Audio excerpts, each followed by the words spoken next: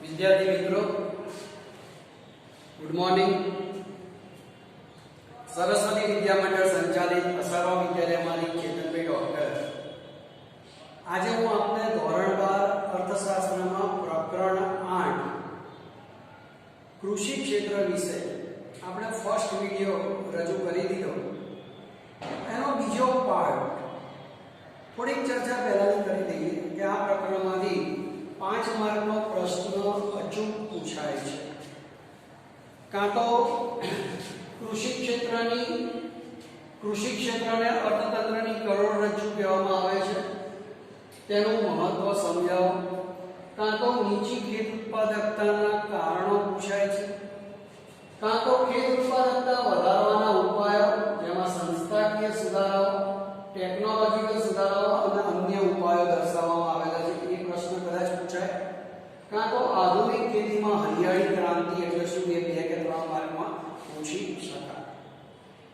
તો આ રીતે આપણે પ્રથમ પ્રકરણની પ્રથમ મારા વિડિયોની અંદર આપણે શરૂઆત કરેલી કે ભાઈ કૃષિ ક્ષેત્રને અર્થતંત્રની કરોડરજ્જુ કહેવામાં આવે છે। અને બીજો પોઈન્ટ આપણે ચર્ચા કરી હતી કે કૃષિ ક્ષેત્રની વર્તમાન સ્થિતિ અથવા તેનું મહત્વ જણાવો। એમાં આપણે નીચેના મુદ્દાઓનો અભ્યાસ કરેલો કે ભાઈ રાષ્ટ્રીય આવકનો ફાળો, રોજગારી, નિકાસ આવક, જીવન ધોરણ, કૃષિ ઉત્પાદનમાં વૃદ્ધિ અને ઔદ્યોગિક વિકાસનો પાયો। આ 5 મુદ્દા 6 મુદ્દાનો આપણે અભ્યાસ કર્યો હતો।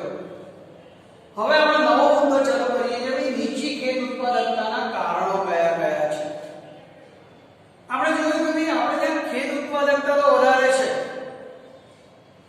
એનું મુખ્ય કારણ એ છે કે ગામડામાં રહેનારી વસ્તી અત્યારના સંજોગોમાં પણ વધારે છે।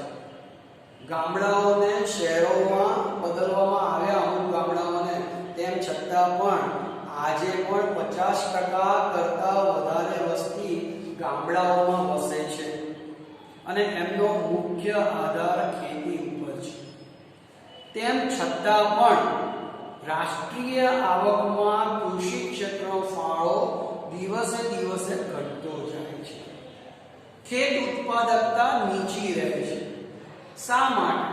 ખેત ઉત્પાદકતા નીચી રહેવી એટલે શું કે જે આપણી પાસે જે જગ્યા છે, જે ખેતર છે, એ ખેતરમાંથી જેટલો પાક આપણે પ્રાપ્ત કરી શકીએ એ કાં તો ઓછા પ્રમાણમાં થાય છે, કાં તો એ પાકનો નાશ થઈ જાય છે, કાં તો એ પાક ઉત્પન્ન કરનારને આર્થિક ફાયદો જેટલો થવો જોઈએ એટલો થતો નથી। આને કહેવાય નીચી ખેત ઉત્પાદકતાના કારણો। કયા કયા છે? તો કે સંસ્થાકીય પરિબળો છે, ટેકનોલોજીકલ પરિબળો છે અને અન્ય પરિબળો છે। આપણે ત્રણેય પરિબળોને એક પછી એક સમજવાનો પ્રયત્ન કરીશું। નીચી ખેત ઉત્પાદકતાના કારણોમાં આ 3 બાબતો મહત્વની છે। સૌથી પહેલું સંસ્થાકીય પરિબળો। સંસ્થાકીય પરિબળો એટલે શું કે સરકાર દ્વારા કેટલાક એવા પગલાં લેવામાં આવે, અથવા તો આપણી સરકાર, આપણે આઝાદ થયા પહેલા કોણ આપણું રાજ ચલાવતું? તો કે અંગ્રેજો દ્વારા રાજ ચલાવવામાં આવતું। તે અંગ્રેજો દ્વારા એ પછી આયા રાજાઓ, પહેલા રાજાઓ હતા, રાજાઓ પાસેથી રાજ લઈને અંગ્રેજો આયા અને અંગ્રેજોએ આપણે ત્યાં 200 વર્ષ જેવું રાજ્ય કર્યું અને ત્યારબાદ પછી જે આવ્યું, આપણી સરકાર રચાઈ, એ આપણી ભારત સરકાર રચી। તો આ ત્રણેય જણા દ્વારા જે કાર્યો કરવામાં આવે, જે પગલાં લેવામાં આવે, એ પગલાંને આપણે સંસ્થાકીય પરિબળો તરીકે ઓળખીએ છીએ। તો આ સંસ્થાકીય પરિબળો શું છે? તો આ સંસ્થાકીય પરિબળોમાં અંગ્રેજોએ દાખલ કરેલ જમીન મહેસૂલ ઉઘરાવવાની જમીનદારી પ્રથા, મહલવારી પ્રથા અને રૈયતવારી પ્રથા, ખેત ધિરાણની સવલતો, ખેત પેદાશોની વેચાણ વ્યવસ્થા, વાહન વ્યવહારની સવલતો, જમીન માલિકીની પ્રથા વગેરેનો સમાવેશ થાય છે। આવા સંસ્થાકીય પરિબળો અવરોધક અથવા નકારાત્મક રહેવાને કારણે ભારતમાં ખેતી ક્ષેત્રે નીચી ઉત્પાદકતા જોવા મળે છે। અંગ્રેજો વખતથી ચાલ્યું આવ્યું છે કે ભાઈ કૃષિ ક્ષેત્ર પાસેથી સૌથી વધારે લાભ પ્રાપ્ત કરવાનો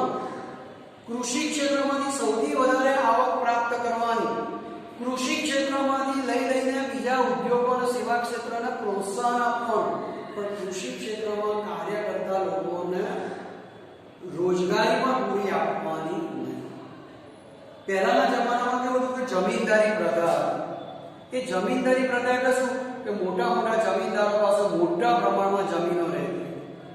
એમ કહી શકાય કે 90% જમીન એ ફક્ત 10% એવા 8 થી 10% એવો વર્ગ હતો જે જમીનદાર કહેવાતા હતા. મોટા મોટા જમીનદારો, એમની પાસે 90% ખેતીનો ભાગ એમની પાસે હતો અને એ લોકો ખેત મજૂરો દ્વારા ખેતી કરાવતા અને મોટા ભાગનો નફો એ પોતે લઈ લેતા હતા અને ફક્ત જીવન નિર્વાહ ચાલે, સામાન્ય રીતે જીવન નિર્વાહ ચલાવી શકાય એટલું જ અનાજ અથવા તો એટલા જ નાણાં ખેત મજૂરને ચૂકવવામાં આવતા. એ પછી જ્યારે અંગ્રેજો આવ્યા તો રાજાઓના સમયથી આ મહેસૂલ પ્રથા ચાલી આવેલી છે. આપણે આની પહેલા એક આમિર ખાનનું 10 વર્ષ પહેલા એક મૂવી પણ આવ્યું હતું જે આપણે કદાચ જોયું હોય તો, બરાબર.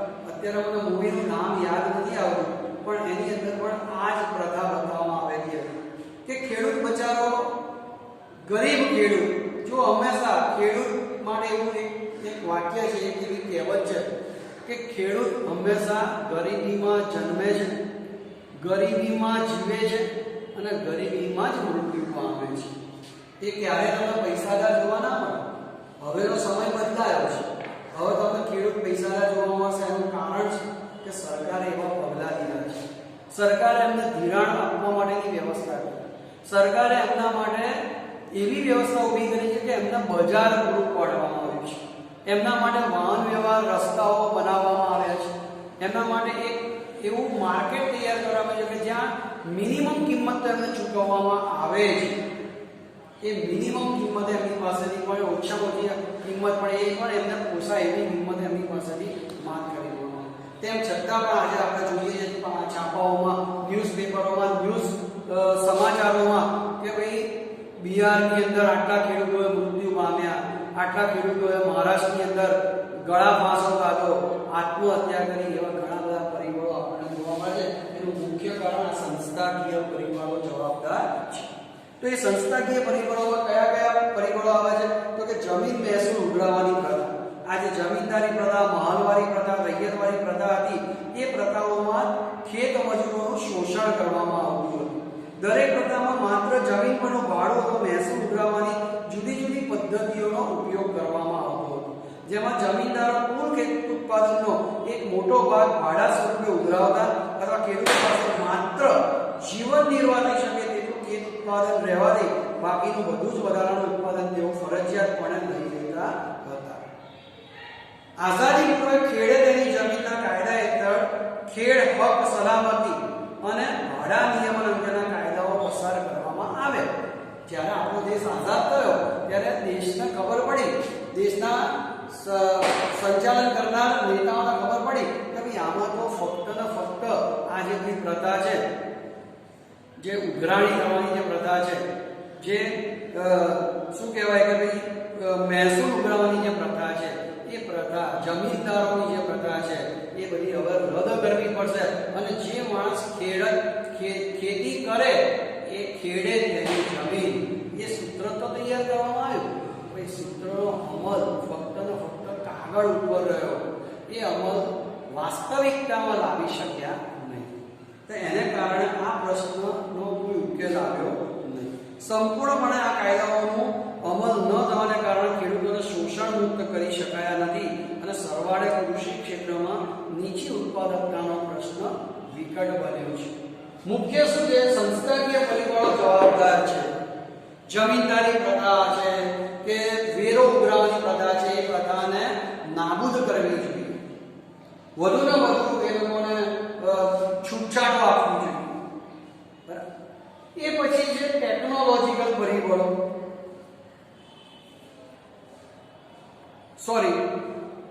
આપણે સંસ્થાકીય પરિબળો જોઈએ. એમાં આપણે પહેલું જોયું કે જમીન મહેસૂલ ઉઘરાવવાની પ્રથા. એમાં બીજો મુદ્દો છે ખેત ધિરાણ. ખેત ધિરાણ એટલે શું? કે ખેડૂત પાસે ક્યારેય પૈસા હોતા નથી. એ હંમેશા ગરીબનો ગરીબ જ હોય છે. એને ખેતી કરવા માટે એક તો કુદરત ઉપર એટલે કે ભગવાન ઉપર આધાર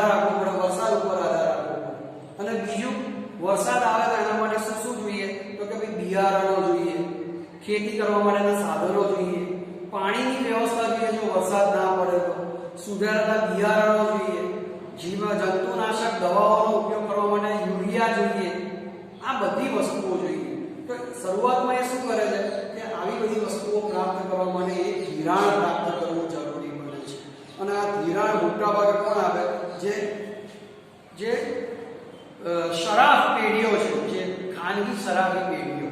શરૂઆતના સમયની વાત કરું તો ખાનગી શરાબી પેઢીઓ આ લોકોને ઉછીના નાણાં આપતા હતા, પણ એની સામે ઘણા બધું વ્યાજ વસૂલ કરતા હતા. વ્યાજ ના આપે તો એની જમીન પડાઈ દેતા હતા. આવું આપણે પહેલાના મૂવીમાં જોયેલું છે. મધર ઇન્ડિયા કરીને પિક્ચર આવેલું, એમાં પણ આપણે આ જોયેલું છે. બરાબર કે ભાઈ સંજય દત્તના પિતાજી જે છે એ આ પિક્ચરના હીરો હોય છે અને એની અંદર કેટલી તકલીફો પડે છે. એ લોકો પાસે ખેડવા માટે જમીન હોય છે, પણ એ ખેડવા માટે જમીન માટે જે બિયારણો કે જે કંઈ વસ્તુઓ લાવવી પડે એ વસ્તુઓ માટે એક શરાબ ઉપર આધાર રાખે છે. એ શરાબ એમને ભણેલા તો હોતા નથી આ લોકો, એટલે એમની પાસેથી અંગૂઠો પડાઈ લઈને એમની પાસેથી એમના ખેતરો, એમના ઘર એ બધું પડાઈ દેવામાં આવે છે. તો આ જે બીજી જે બાબત જે છે કે ખેત ધિરાણ, એ ખેત ધિરાણમાં 1951માં અંદાજે 72% ખેત ધિરાણ નાણાં નિર્ધારણનો વ્યવસાય કરતા લોકો દ્વારા કરવામાં આવતું, એટલે કે ખાનગી વ્યક્તિઓ દ્વારા. જે લોકો ખાનગી રાહે, જેની પાસે વધારે પૈસા, જે લોકો શરાબી પેઢી કરે અને ખાનગી ધોરણે કોઈ વ્યાજ, એની ઉપર કોઈ વ્યાજનું ધોરણ નહીં, પોતાના મનમાં જે આવે એ વ્યાજ વસૂલ કરતા હોય. દિવસનું 10-10 રૂપિયા, 100 રૂપિયા પર 10 રૂપિયા, દિવસના 10% વ્યાજ થાય, દિવસનું 10% વ્યાજ વસૂલ કરતા હોય. એવી રીતે ધિરાણ વ્યવસ્થા હતી કે જેના કારણે આ ખેડૂતો ગરીબના ગરીબ જ રહ્યા. પણ આઝાદી પછી સરકારે શું કર્યું કે રાષ્ટ્રીય સ્તરે બેંકોનું વિસ્તરણ કર્યું, નાણાં નિર્માણનો વ્યવસાય કરતા લોકોનું મહત્વ ઘટાડ્યું. 1975 થી પ્રાદેશિક ગ્રામીણ બેંકોનું અને 1982 થી નાબાર્ડનું આખું નામ છે, અહીંયા હું લખું છું NABARD. આ નાબાર્ડ એનું આખું નામ થાય છે national bank of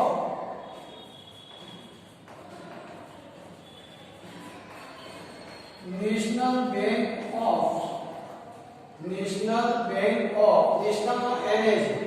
bank of agriculture and rural development.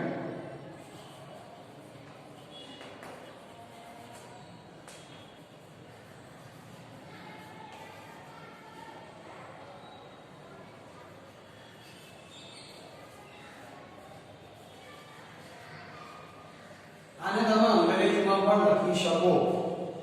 સમજી લેજો, જરૂરી નથી કે તમારે સોરી ગુજરાતીમાં પણ લખી શકો.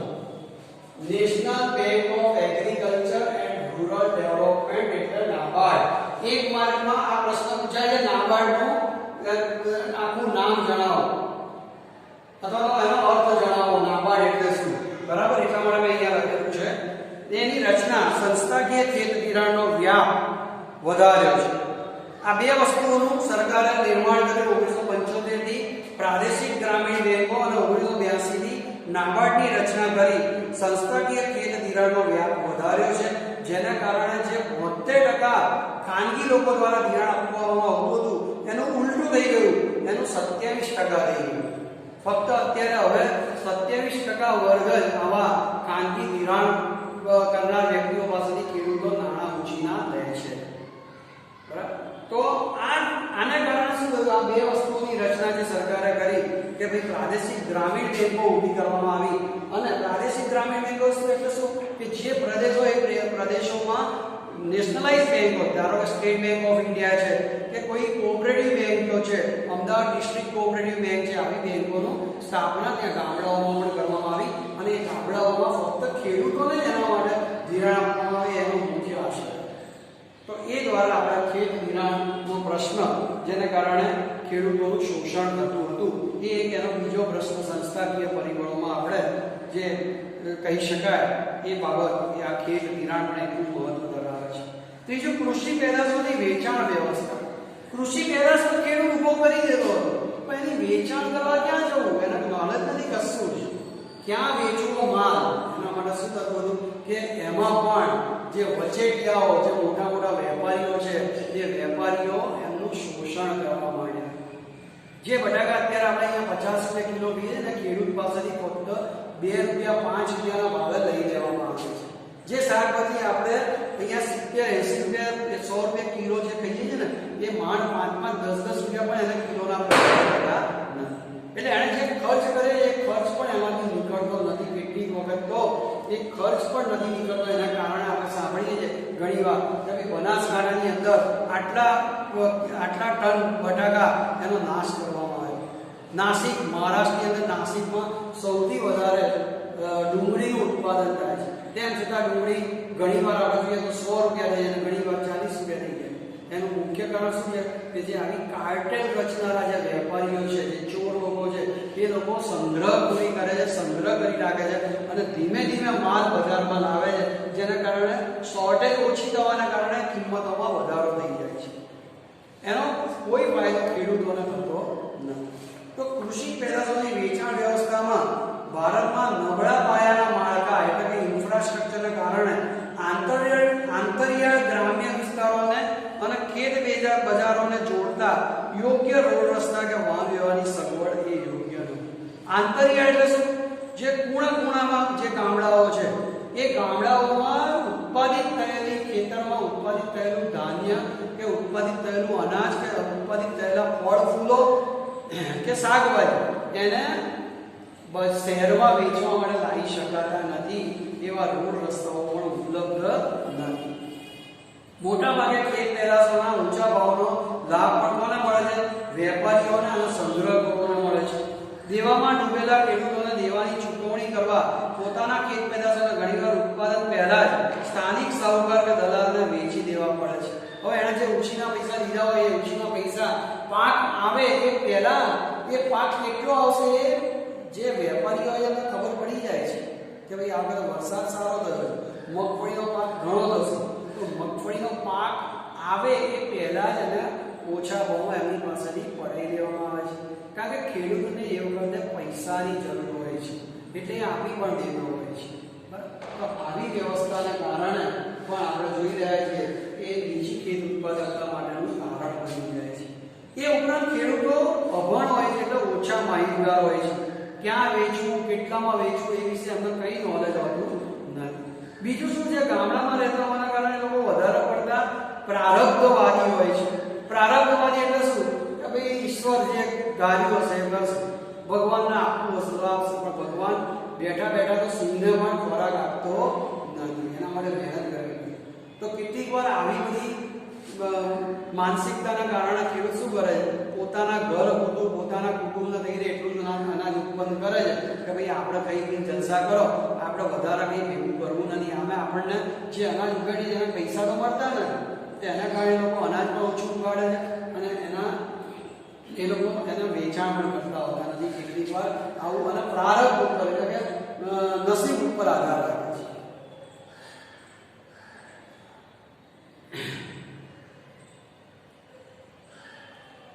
તેઓમાં આર્થિક વિકાસ કરવા માટે, ખેતીનો વિકાસ કરવા માટે, આવકમાં વૃદ્ધિ કરવા જેવી પ્રેરણાઓ એમનામાં હોતી નથી. તેના કારણે ગ્રામ્ય અર્થતંત્રોનું કેન્દ્ર એવું કૃષિ ક્ષેત્ર નીચી ઉત્પાદકતા ધરાવે છે. હવે આપણે વાત કરીએ આ અત્યાર સુધી જે વાત કરી એ સંસ્થાકીય પરિબળો, સરકાર તરફથી જે ઉઘરાવવામાં આવતું હતું, જમીનદારી પ્રથા હતી, એ ઉપરાંત જે ધિરાણ મેળવવામાં આવતું હતું એમાં પણ સરકાર દ્વારા ઓછું પ્રાપ્ત થતું હતું, સાહુકારો દ્વારા વધારે પ્રાપ્ત થતું હતું. એ ઉપરાંત આપણે જોયું કે કૃષિ પેદાશોની વેચાણ વ્યવસ્થામાં તકલીફો ઊભી થતી હતી, બરાબર. તો એ બધી વસ્તુઓ અને સંસ્થાકીય પરિબળો કહેવામાં આવે છે અને એ સંસ્થાકીય પરિબળો નીચી ખેત ઉત્પાદકતાનું કારણ બને છે. બીજી બાબત છે ટેકનોલોજીકલ પરિબળો. કયા કયા છે ટેકનોલોજીકલ પરિબળો? કે ભારતમાં કૃષિ ક્ષેત્રમાં પાકની બાબતમાં પરંપરાગત એવી જૂની ઉત્પાદન પદ્ધતિનો ઉપયોગ આપણને જોવા મળે છે. ખેતીના જૂના સાધનો એટલે કે બળદ દ્વારા ખેતી કરાવી. પહેલાના જમાનામાં તો માણસ પોતે હળ પોતાના ખભા પર રાખીને કરતો હતો, એ પછી આના પશુઓનો ઉપયોગ કર્યો, એમાં બળદનો ઉપયોગ કર્યો અને બળદ દ્વારા ખેતી કરાવતો હતો. હજુ પણ કેટલાક લોકો નવા સાધનો એટલે કે ટ્રેક્ટર અને ટ્રેલર જેવા સાધનોનો ઉપયોગ નથી કરતા, પણ પશુ દ્વારા અથવા વ્યક્તિ દ્વારા, મજૂર દ્વારા એમાં મજૂરી કરાવતા હોય છે. જૂનવાણી વિચારધારાઓ, પદ્ધતિઓ વગેરે કૃષિ ક્ષેત્રને નબળું બનાવે છે. વર્તમાન સમયમાં પણ ભારતમાં ખેડૂતો ટ્રેક્ટરને બદલે હળ અને બળદનો ઉપયોગ કરે છે. સુધારેલા બિયારણને બદલે પરંપરાગત બિયારણોનો ઉપયોગ કરે છે કે જે નીચી ખેત ઉત્પાદકતા માટે જવાબદાર છે. રાસાયણિક ખાતરોની જગ્યાએ છાણિયા ખાતરનો ઉપયોગ કરે છે કે જેના કારણે વધારે ધાન્ય પ્રાપ્ત કરી શકાતું નથી. ઓછી ઉત્પાદકતાનો પ્રશ્ન ત્યાં પણ ઊભો રહે છે. પાક સંરક્ષણ માટે, પાકનો બચાવ કરવા માટે, જીવજંતુઓથી બચાવ કરવા માટે જંતુનાશક દવાઓ અને નવીન પદ્ધતિઓનો ઉપયોગ ખૂબ જ ઓછા પ્રમાણમાં કરે છે, જેથી ભારતનું કૃષિ ક્ષેત્ર મંદ ગતિએ આગળ વધે છે. તો આ બીજી બાબત થઈ ટેકનોલોજીકલ પરિબળો. અને ત્રીજી બાબત છે અન્ય પરિબળો, જેમાં વસ્તીનું ભારણ દિવસે દિવસે વધતું જાય છે. કૃષિ ક્ષેત્રમાં પણ વસ્તી વધે છે. તમે જુઓ કે ગામડાઓની અંદર બાળકોની સંખ્યા વધારે હોય છે. એક એક ઘરે તમને 4-4, 5-5 બાળકો તમને મિનિમમ જોવા મળે છે. એ લોકોને કોઈ જ્ઞાન હોતું નથી. એ લોકોને કુટુંબ નિયોજન વિશેનો કોઈ આઈડિયા પણ નથી હોતો અને કુટુંબ નિયોજન અપનાવવા માટે એ લોકો તૈયાર પણ નથી હોતા. એને એ લોકો પાપ ગણે છે. એ લોકો એમ જ માને છે કે જેટલા પણ બાળકો વધારે હશે તો કાલ ઉઠીને ખેતી ક્ષેત્રમાં જોડાશે તો ખેતી વધારે કરશે અને આપણી આવક પ્રાપ્ત થશે. તો આના કારણે ખેતી પર જે વસ્તીનું ભારણ છે એ ભારણ વધતું જાય છે. આઝાદી સમયે ભારતના 72% લોકો ખેતી ક્ષેત્રમાં રોજગારી મેળવતા હતા. 2001-2માં ઘટીને 58% અને 2013-14માં 49% નોંધવામાં આવ્યું છે. આમ ખેતી ક્ષેત્ર પર રોજગારીનું ભારણ ઘટ્યું હોવા છતાં તે અન્ય ક્ષેત્રો કરતાં ખૂબ વધુ છે અને વિદેશોની તુલનામાં ખૂબ ઓછું જણાય છે. અહીં ખેતી ક્ષેત્ર કુલ ઉત્પાદનનું જે પ્રમાણ મેળવે તેને વધુ પડતી વ્યક્તિઓ વચ્ચે ઉત્પાદન અથવા આવક સ્વરૂપે વહેંચાઈ જતું હોવાથી શ્રમની ઉત્પાદકતા ઘણી નીચી જોવા મળે છે. કારણ કે સાથે સાથે આપણે ઉત્પાદકતા તો વધારીએ પણ સાથે સાથે વસ્તીનું ભારણ પણ વધતું જાય છે. એટલે કે જે વ્યક્તિ દીઠ ખેત ઉત્પાદકતા હોવી જોઈએ એનું પ્રમાણ ઘટે છે. કેમ કે સાથે સાથે વસ્તી વધે છે, વધારે લોકોમાં વહેંચાઈ જાય છે. માની લો કે 1000 મેટ્રિક ટન તમે અનાજ ઉત્પન્ન કર્યું, પણ એ 1000 વ્યક્તિઓ દ્વારા ઉત્પન્ન કરવામાં આવ્યો તો વ્યક્તિ દીઠ 1 મેટ્રિક ટન થયું. પણ વસ્તી વધી ગઈને 2000 થઈ ગઈ તો વ્યક્તિ દીઠ અડધો મેટ્રિક ટન જ થયું. તો આમ ખેત ઉત્પાદકતાના પ્રમાણમાં પણ વસ્તીને કારણે ઘટાડો થાય છે. આર્થિક આયોજનનો અભાવ. પ્રથમ પંચવર્ષીય યોજના બૃહદપણે ખેતી ક્ષેત્ર માટે બનાવી હતી, પણ બીજી પંચવર્ષીય યોજનામાં ઔદ્યોગિક ક્ષેત્રને વધારે મહત્વ આપવામાં આવ્યું. એટલે કે સરકાર ઉદ્યોગો પાછળ જેટલો પ્રયત્ન, જેટલી સમય ફાળવણી, જેટલો ખર્ચ કરે છે તેટલું પ્રદાન તેણે ખેતી ક્ષેત્રમાં આપ્યું નથી. એને કારણે ભારતનું કૃષિ ક્ષેત્ર અનિયમિત અને મંદ દરે વિકાસ કરતું ક્ષેત્ર હોવાથી સરકાર પણ કૃષિ ક્ષેત્રને જરૂરી પ્રમાણમાં સહાયક બની નથી. અને આ જ કારણથી ભારતના કૃષિ ક્ષેત્રની સ્થિતિ ચિંતાજનક બનતી જાય છે. તો આ ત્રણ પરિબળો નીચી ખેત ઉત્પાદકતાના કારણો કહી શકાય. હવે આપણે વાત કરવાનું છે ખેત ઉત્પાદકતા વધારવાના ઉપાયો. આ નીચી ખેત ઉત્પાદકતાના કારણો છે. હવે ખેત ઉત્પાદકતા વધારવાના ઉપાયો, એમાં સંસ્થાકીય સુધારાઓ અને ટેકનોલોજીકલ સુધારાઓ. પણ હવે સમય મર્યાદાના કારણે આ વિડીયો બહુ લાંબો ના થઈ જાય એટલા માટે આપણે અહીં સુધી રાખીએ છીએ. આ જ પ્રકરણનો ત્રીજો પાઠ આના પછી હું રજૂ કરીશ. Thank you very much.